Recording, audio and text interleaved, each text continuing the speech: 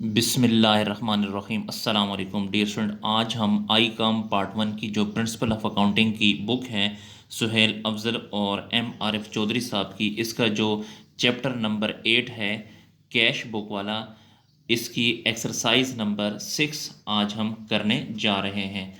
तो chapter number 8 है cash book और एक्सरसाइज नंबर है 6। जी, तो क्वेश्चन नंबर 6 है। इसके बिल्कुल लास्ट में अगर आप देखें तो लास्ट में इसने बोला है प्रिपेयर 3 कॉलम कैश बुक, यानी हमने 3 कॉलम कैश बुक बनानी है। तो इसमें जो ट्रांजैक्शन नंबर फर्स्ट है, जनवरी फर्स्ट को Javed started business with cash 96,000। Javed ने 96,000 से कारोबार शुरू किया है। तो जब भी कोई बंदा कारोबार शुरू करता है तो सबसे पहले कारोबार में कैश लाता है। तो जब भी कारोबार में कैश आएगा तो आपने इस साइड पे लिखना है। जब भी कारोबार से कैश जाएगा तो आपने इस साइड पे लिखना है। इसे डेबिट साइड भी कहते हैं और रसीद साइड भी कहते हैं। इसे क्रेडिट साइड भी कहते हैं और पेमेंट साइड भी कहते हैं। जब भी कैश रिसीव होगा तो डेबिट साइड पे, जब भी हम कैश की पेमेंट करेंगे तो क्रेडिट साइड पे। तो अब कारोबार शुरू किया गया है तो यहाँ पे जनवरी फर्स्ट को लिखें कैपिटल,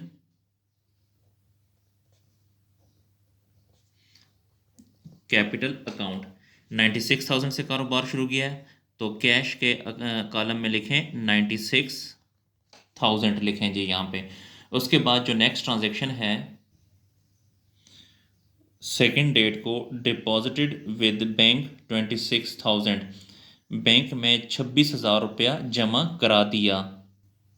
बैंक में 26,000 रुपया जमा करा दिया। जी डियर स्टूडेंट, सबसे पहले हम इस तरह करेंगे कि कारोबार में से 26,000 रुपया निकालेंगे। तो जब भी कारोबार से कैश निकालेंगे तो कारोबार से कैश जाएगा तो आपने इस साइड पे लिखना है। तो डेट के कॉलम में लिखें सेकंड डेट को कैश हमने कारोबार से निकाला है 26,000, तो कैश जाएगा 26,000। ये क्यों निकाला है? बैंक में जमा कराना है।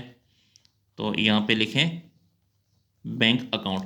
अब ये 26,000 रुपये मैंने कारोबार से निकाला, अब मैं जाके बैंक में जमा करा दूंगा तो मेरे बैंक में पैसे आ जाएंगे। जब बैंक में पैसे आएंगे तो आपने इस कॉलम में लिखना है। तो यहाँ पे लिखें बैंक में 26,000 आ गया और बैंक में ये क्या चीज़ आई? कैश आया। तो यहाँ पे लिखें कैश अकाउंट सेकंड डेट को। जी, तो ये कॉन्ट्रा एंट्री है इसलिए इसके सामने आपने सी लिखना है। कॉन्ट्रा एंट्री ऐसी एंट्री होती है जिसका इफेक्ट कैश बुक के दोनों साइड पे होता है। तो देखो हमने यहाँ पर भी लिखा है और यहाँ पर भी लिखा है। नेक्स्ट डेट को 4 को परचेज गुड्स फ्रॉम हामिद, हमने परचेजेस की है हामिद से 1600 की। इशूड चेक फॉर पेमेंट, और हमने उसे पेमेंट की है चेक की सूरत में। हमने गुड्स परचेज किए हैं हामिद से और उसे हमने 1600 रुपये का चेक दे दिया, यानी पेमेंट कर दी। जी, तो मैंने आपसे कहा था जब भी हम पेमेंट करेंगे यानी कैश हमसे जाएगा तो आपने इस साइड पे लिखना है। तो डेट 4 को हमने परचेजेस की है तो यहाँ पे लिखें परचेजेस अकाउंट, और हमने 1600 रुपया चेक दिया है। जब भी हम किसी को चेक देंगे तो पैसे बैंक से जाएंगे, तो इसलिए बैंक के कॉलम में लिखें 1600। अगर हम उसे कैश देते तो फिर कैश के कॉलम में लिखते, लेकिन हमने उसे चेक दिया इसलिए बैंक के कॉलम में लिखेंगे। नेक्स्ट डेट को 6 को सॉरी 5 डेट को परचेज्ड आयरन सेफ, हमने आयरन सेफ परचेज की है फॉर रुपीज़ 1200, 1200 रुपये की। पेइंग कैश 600, 600 रुपये हमने कैश पे किया है। Issued a cheque for the balance, और बाकी जो बैलेंस है वो हमने चेक की सूरत में पे किया है। जी, मैं एंट्री आपको दोबारा समझा देता हूँ। हमने आयरन सेफ 1200 रुपये की ख़रीदी है जिसमें से 600 रुपये हमने कैश पे कर दिया और 600 रुपये का हमने चेक पे कर दिया। तो चूँकि हमने पेमेंट की है यानी कैश हमसे जाएगा इसलिए इस साइड पे लिखना है। तो डेट है 5, यहाँ पे लिखें 5 डेट को हमने आयरन सेफ परचेज़ की है तो यहाँ पे लिखें आयरन सेफ अकाउंट। 1200 की हमने आयरन सेफ परचेज़ की है, तो 600 रुपया हमने कैश पे किया, तो 600 रुपया कैश जाएगा और 600 रुपया क्या चेक दिया है, तो जो चेक की अमाउंट होगी वो आपने बैंक के कॉलम में लिखनी है। तो 600 का चेक हो गया और 600 की कैश होगी, तो टोटल 1200 रुपया हमने पे कर दिया। नेक्स्ट ट्रांजैक्शन है परचेज गुड्स ऑन क्रेडिट। हमने गुड्स ख़रीदी हैं उधार पे फ्रॉम अली से। तो चूँकि ये उधार की एंट्री है इसलिए हम इस एंट्री को नहीं करेंगे, क्योंकि हम कैश बुक में सिर्फ वो एंट्रियां करते हैं जो कि नकद होती हैं, जबकि ये जो 6 तारीख वाली एंट्री है ये नकद की एंट्री नहीं है, ये उधार की एंट्री, क्योंकि ये लफ्ज़ क्रेडिट आ गया है। क्रेडिट का मतलब होता है उधार, इसलिए इस ट्रांजैक्शन को नहीं करेंगे। उसके बाद 7 तारीख को, तो ये जो 6 तारीख वाली ट्रांजैक्शन है इसको काट देते हैं कि ये हम नहीं करेंगे। 7 तारीख को सोल्ड गुड्स, हमने गुड्स सेल की हैं ऑन अकाउंट उधार पे टू सलीम पे। तो देखें ऑन अकाउंट का मतलब भी होता है उधार, तो हमने सेल की है उधार पे, तो जो भी उधार की एंट्री होगी उस एंट्री को हमने नहीं करना, इस ट्रांजैक्शन को भी हम काट देते हैं।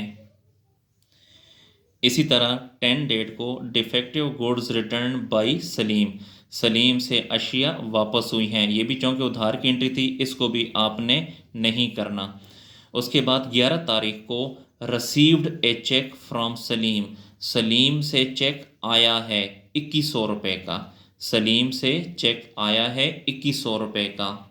जी डियर स्टूडेंट, तो आपसे मैंने कहा था जब भी कैश या चेक आएगा तो आपने इस डेबिट साइड पे रसीद साइड पे लिखना है। तो 11 तारीख को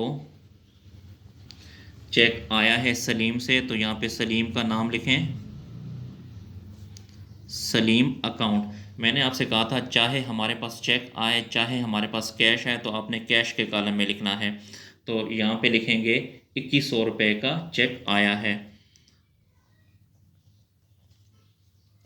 उसके बाद नेक्स्ट ट्रांजैक्शन है paid Salim's cheque into bank. Paid Salim's cheque into bank, यहाँ पर पेड का मतलब है जमा करा दिए, सलीम का जो चेक था वो हमने बैंक में जमा करा दिया। तो देखें सलीम का चेक कितने का था, ये 2100 रुपये का था, तो ये चेक जो है 12 तारीख को हमने बैंक में जमा करा दिया।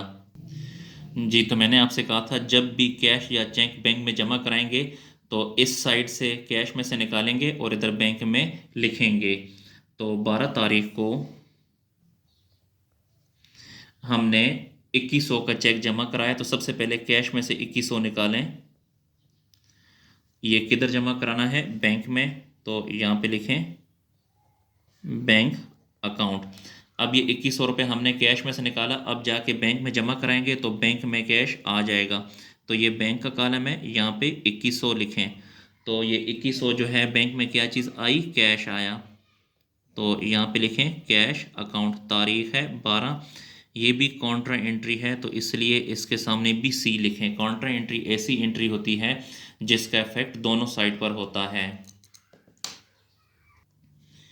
जी, नेक्स्ट ट्रांजैक्शन है 28 तारीख को goods sold to Kashif for cash.